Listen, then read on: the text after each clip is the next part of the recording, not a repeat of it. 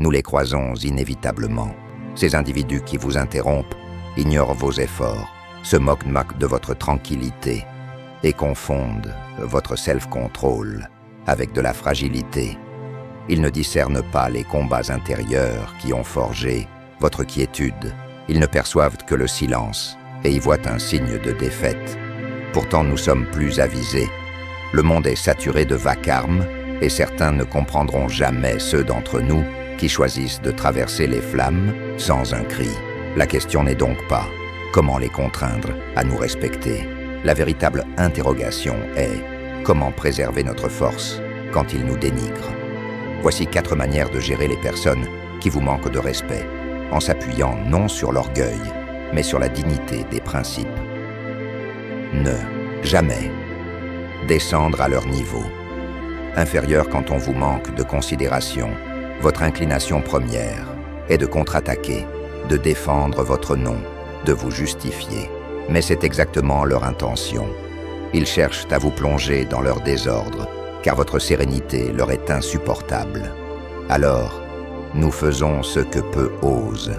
Nous nous élevons, non par pusillanimité, mais par perspicacité. Marc Aurèle nous a prévenus. La meilleure revanche est de ne pas devenir comme votre adversaire. Votre vitalité n'est pas une ressource publique. Votre paix n'est pas là pour être troublée par autrui. Dès l'instant où vous vous abaissez à leur stature, vous leur cédez votre autorité. Un esprit véritablement trempé par l'adversité ne quémande pas d'approbation. Il ne court pas après la reconnaissance de ceux dont l'existence est dictée par l'impulsivité. Gardez à l'esprit, le mépris des indisciplinés n'est pas une injure, c'est un miroir. Laissez-les se révéler. Or, quant à nous, nous resterons inébranlables. Faites de leur mépris une source de renforcement, non une meurtrissure. Votre raison d'être n'est pas d'être aimé, mais de devenir indestructible. Ceux qui vous manquent de respect ne sont pas des antagonistes, ce sont des exercices de caractère. Leurs propos sont des charges pour consolider votre retenue.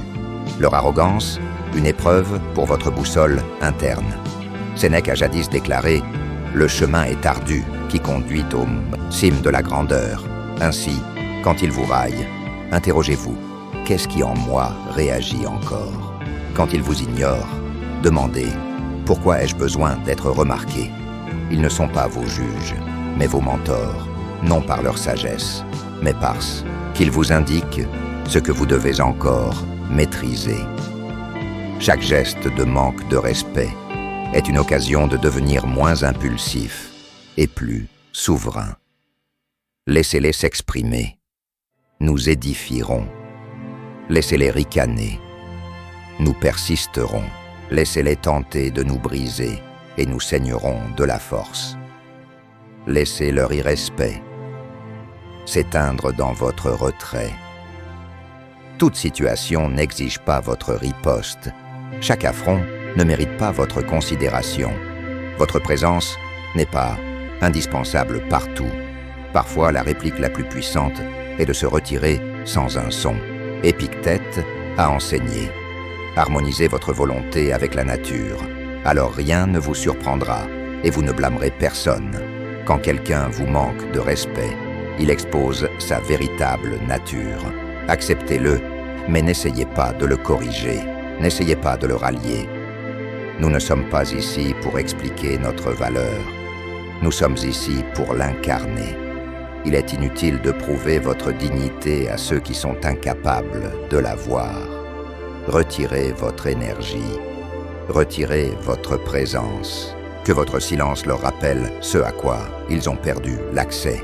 Car notre force ne procède pas du bruit, mais de la discipline de s'éloigner de ce qui insulte l'âme. Dans un monde qui réclame des réactions, la tranquillité est un acte de rébellion. Et dans cette quiétude, nous devenons intouchables. Jugez-vous selon vos principes, non selon leur jugement. Nulle servitude n'est plus grande que le besoin d'être reconnu. Nulle prison plus profonde que de vivre à travers le regard des ignorants. Quand quelqu'un vous manque de respect, il teste une seule chose. Servez-vous vos principes ou votre amour-propre? Car dès l'instant où nous laissons leur opinion influencer nos actions, nous leur abandonnons le contrôle. Nous laissons les faibles diriger les forts. Mais nous ne suivons pas le tumulte, nous suivons la loi intérieure, la seule qui compte. Musonius Rufus, un éminent maître stoïcien, a affirmé « Il n'est pas possible de bien vivre aujourd'hui si nous ne le considérons pas comme un champ d'entraînement pour la vertu. Alors, quand il vous rabaisse, maintenez votre stature. Quand il tente de vous humilier, agissez avec une dignité supérieure à tout ce qu'ils ont pu observer. Car nous ne sommes pas ici pour être compris. Nous sommes ici pour demeurer immuables. Laissez-les vous croire faibles. Laissez-les penser qu'ils ont triomphé. Ce n'est pas votre préoccupation. Votre unique tâche est de répondre à chaque acte de manque de respect par une fidélité inébranlable à votre essence.